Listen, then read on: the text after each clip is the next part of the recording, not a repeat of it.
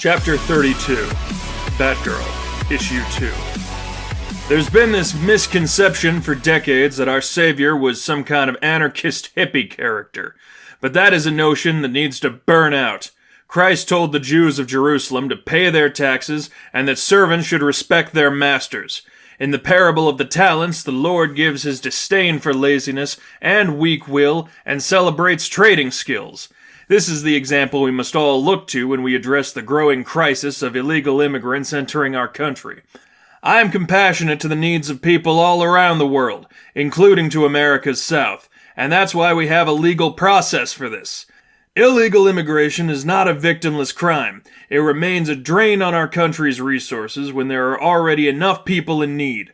I would not suggest that all people who come from Mexico come to seek wealth through crime or poison our way of life, but if we allow wanton lawlessness to take control, our country will eventually fall into the same state of disrepair that it has. No one who has nothing to hide should fear coming to this country legally. They just lack the patience and the willpower.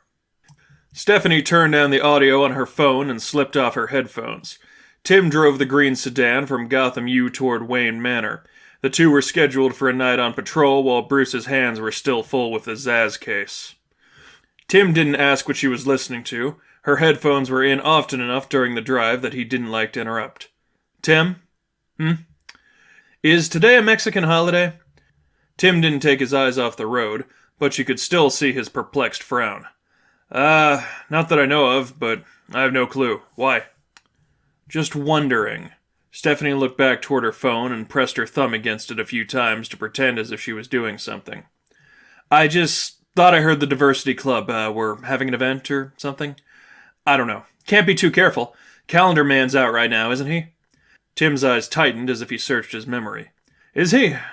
I don't remember for sure, but really thought Bruce caught him a month or two back. Stephanie nodded. Even if Tim couldn't hear her, the lack of response suggested to him she remembered what he was talking about.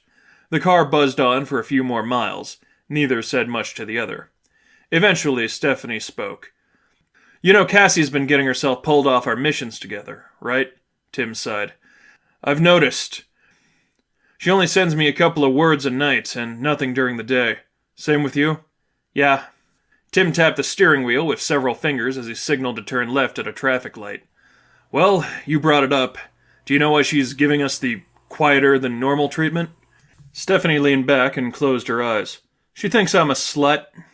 Tim turned toward her. What? I tempted a poor little Catholic boy into premarital fornication. I don't know if she's mad at you too, or thinks you're a victim. Tim kept staring long enough, the trunk behind them honked to get him to move out of the way. As Tim's attention shifted, the realization came to him and he shook his head. I told you shouldn't tell her. I know rules are rules no matter what, but do you really think she would have given this any thought before she got all weird after the injury? Tim's silence suggested he lingered on the question a moment before his reluctant, I don't know. How far can she even get with this? Bruce is an atheist. Bruce has fought gods before. And I'm pretty sure at least one angel has been part of the Justice League, meaning at least one angel has been on his payroll. Stephanie threw up her hands. Okay, let's not split hairs here. Non-religious. We can totally call him non-religious, right? Yeah. Bruce is non-religious. So is Barbara. So is Damien. So are a ton of other people we know and work with. Where's she going to draw the line? I don't know, Steph, but somewhere. Tim's eyes tightened as he switched on his turning signal again. Do you think you might be, I don't know, overreacting to this a little bit? Stephanie balked. Are you serious? We're talking about our friend here, turning into things she used to fight against. Tim shrugged. Maybe I just think she deserves more credit than that. Not every bad thing that happens needs to be the moment somebody becomes one of the villains. I'm not saying when the world stops making sense to religious people, they end up running into or away from their faith. When my mom died, I ran in. When my dad was killed, I ran away. But most people eventually stabilize. Stephanie leaned back and closed her eyes. But most people didn't grow up the way Cassie did. When Tim didn't respond, Stephanie didn't add anything. For a few miles, the car was the only one to make a sound, until she asked, Do you regret it? Regret what? Having sex with me. A smile crept across Tim's face. Not even for a moment. That put a little smile on hers as well. Peeling off the costumes is just a little more us than a big white dress. I'm glad we got some extra use out of that old bunker before Bruce put the kibosh on the whole thing. Stephanie put out her left hand and fanned out her fingers. You know, the statistics for marriage between high school sweethearts aren't great. Do you think we're meant to beat the odds? I don't think there's enough data to conclude what being partners in a vigilante team does to those chances. Tim reached out and held her hand. But you've saved my life. I've saved yours. Kinda feels like we owe it to each other. If you want to ask me, Tim, you can whenever you want, Stephanie said. You'd have to screw up pretty major to change my answer.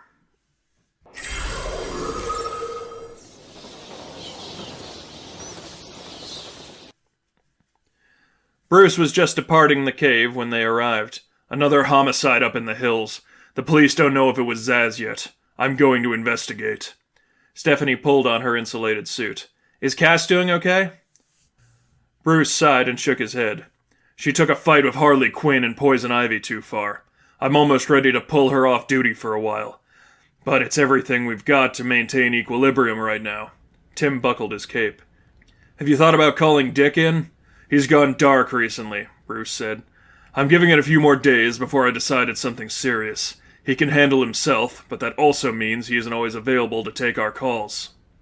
Stephanie lingered on her recent research of Cameron Graham and what his connection to the Lipov case might be.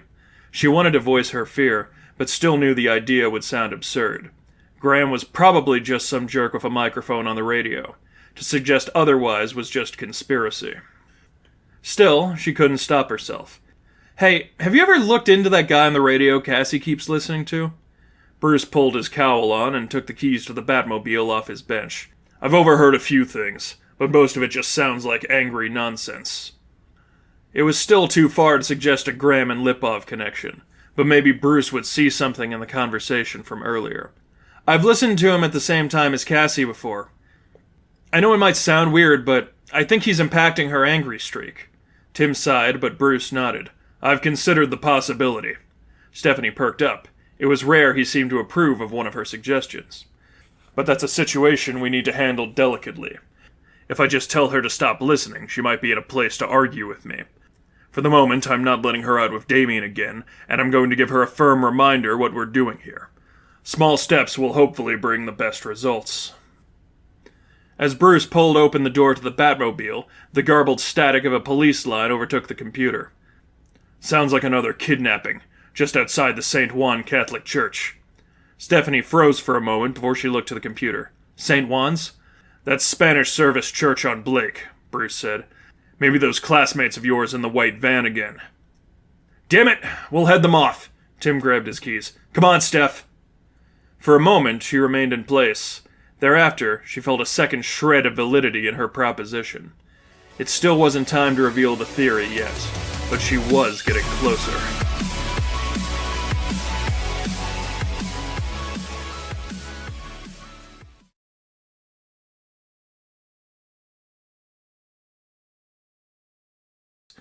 No one who has nothing to hide should fear coming to this country legally. They just lack the patience and the willpower.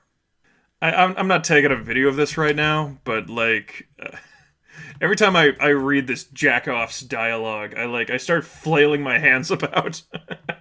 I don't know, maybe I'll have to make some clip of that. Just every fucking time, it feels like you gotta move your hands about when you're reading this horrendous shit. I don't know.